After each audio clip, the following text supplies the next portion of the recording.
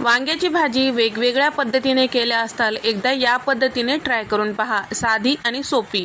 तर पॅनमध्ये 4 चमचे तेल टाकून घेतलेला, अर्धा कप शेंगदाणे, 5 ते 6 हिरव्या मिरच्या तोडून यामध्ये टाकलेलं आहे, हलकंसं परतून घ्यायचं। त्यानंतर पाव कप यामध्ये सुकं खोबरं, कढीपत्त्याची पानं, कोथिंबीर, 1 चमचाभर जिरे, 2 चमचे धने आणि लिंबाचा रस छान असं झाकून ठेवायचं, वाफून घ्यायचं। तर इथे आपलं वाटण तयार झालेलं आहे।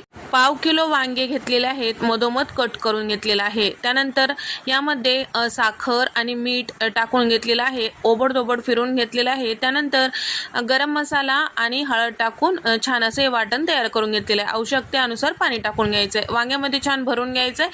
त्यानंतर भाजीला फोडणी देण्यासाठी कढईमध्ये तेल टाकून घेतलेलं आहे, जिरे, मोहरी, वांगे यामध्ये टाकून परतून घ्यायचं आहे।